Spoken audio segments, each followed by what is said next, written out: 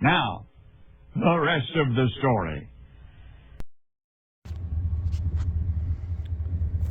I'm down at the valley because I got a tire to put back on the deer baler. We made this 2 days ago. Friday, Saturday. Today is Monday. We hauled it all in Saturday to help Dad and me on the skid steers, and then Kevin and Dale hauled them in. Just really wanted to see how much it's actually greening up down here, because we did have 1 to 2 tenths of rain on Sunday, which is kind of surprising. And the bench ground is actually greening up quite a bit just from the other day. I was kind of surprised to see that. You can see, you guys probably can't see, but I can see looking across here, like up on the edges and the outer end. It's actually starting to green up just a little bit. I should have left a little bit of stubble here, and you know, it would have come back a little bit better. On an average year, I'd say that's, you know, that's very true. I should have left stubble and everything. It only ran 180 bales across this whole thing, so I more or less was just trying to take what I could get, just in case it's all that I get down here.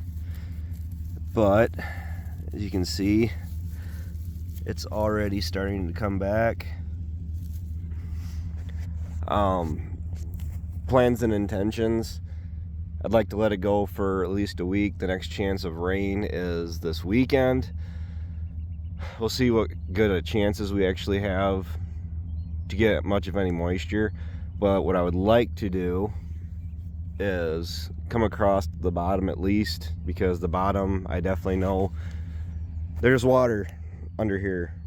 So I do believe that I'll at least get another cutting off of this for sure, which is probably where I'm going to place my bets and stream on a bunch of nitrogen.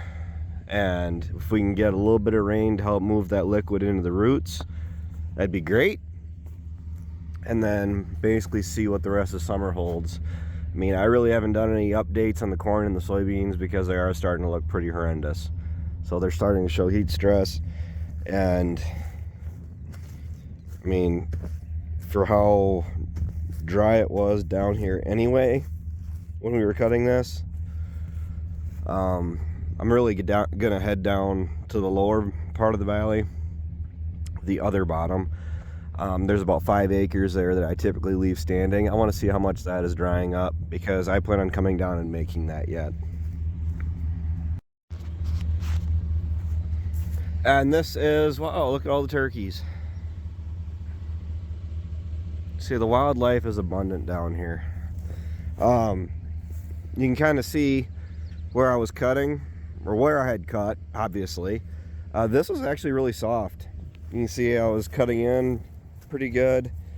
That is just really starting to firm up now. But when you take all the grass off and the sunlight, the wind is actually exposed to it, it actually does help dry it out, which is what I was expecting to kind of happen through here. That piece right above here, there's another low spot and where water likes to collect. That had water in it this past weekend when we were baling down here. The water is currently evaporated out of it, so that shouldn't be a thing. Still got a little water right through here. Well, that's actually really started to dry up too. This stuff isn't really going to make much of anything. Like, I don't expect to try to feed all the swamp grass to my cows, but it's not all swamp grass. You actually get like 20 feet past this water here, and then you're back to the reed canary. So this crud isn't everything that's down here, but I will go through and make it, and I'll use it as poor man's bedding. I'll just set it out for the cows. They can eat what they want out of it, and you know, sift through and get some of the grasses out of it, because this actually goes, oh, probably 300-400 feet, 300 feet that way, and then maybe about 2/3 of the way down the rest of the bottom here. But you know, water is definitely available, like I said, in the ground, because look how much this is greened up just since we made it on Saturday. The stuff has been cut now for 8 days because we cut it a week from yesterday. So I think there's at least another cutting down here. The issue I'm dealing with is, like we've discussed, I got cows. I got cows now, and I'm sick. Ugh. Still fighting it off. As of right now, I got not quite 200 bales off of this down here. I mean, if I'm able to make this, that'll at least push me over 200. I've had a couple people call. I've just had another phone call this morning asking about selling hay, and I may be out of the market as far as selling hay goes.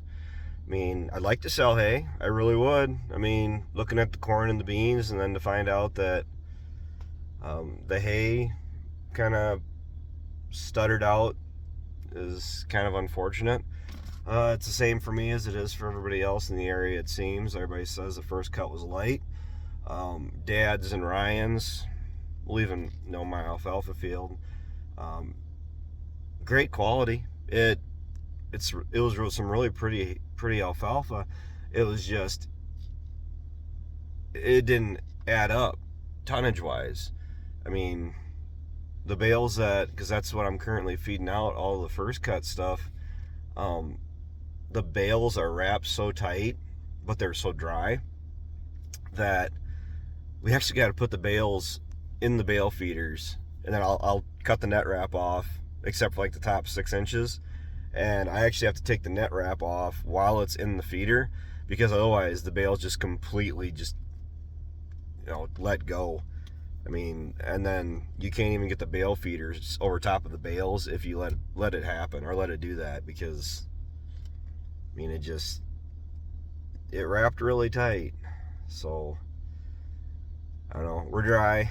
My only thing is like I was just telling Dad, I don't want to have to spin around and sell a bunch of my cows after finally getting up to having a decent herd, like a herd that I'm happy with, and then have to spin around and sell a bunch of them, I mean, where I'm sitting right now with feed, if I don't sell any more, well, any at all, I haven't sold any new crop hay, I should be all right.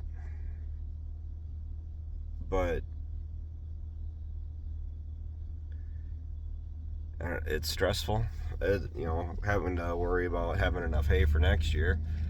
So, I mean, Dad and Ryan, honestly, I'm sitting really good, but over 120 acres, and I didn't even clear 200 bales on a first cutting.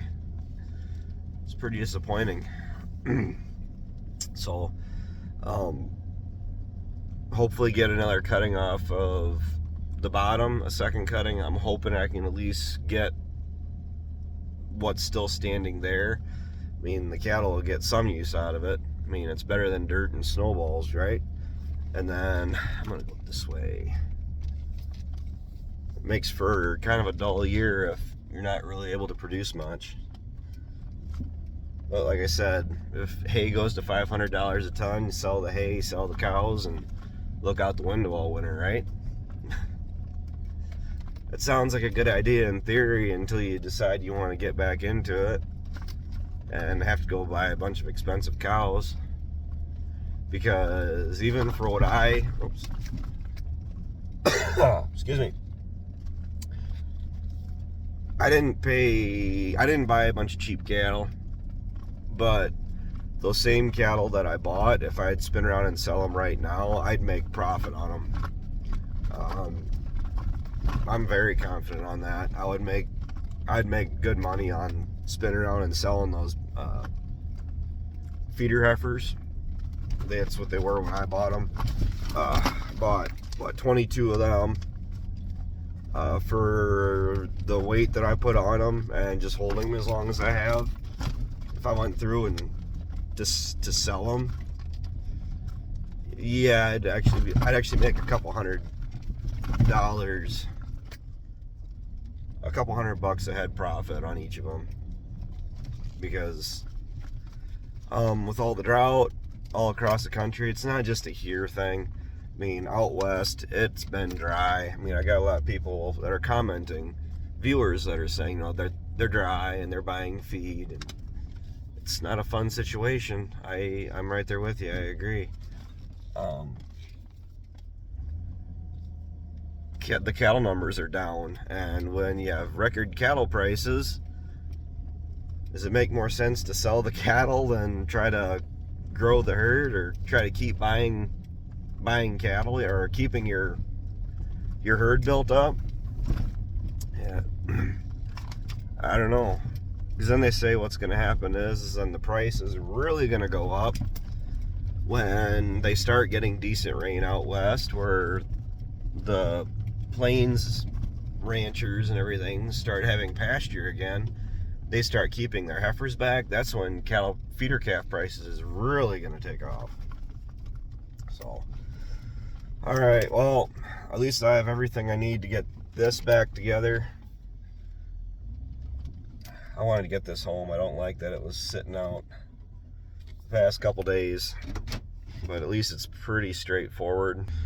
The worst part was getting it lifted up. Now that that's done, I just gotta clean off the spindle and throw the new parts on. New rim, new tires sitting in the back, and we'll be ready to go. So, thanks for bouncing around. I'll talk to you guys later.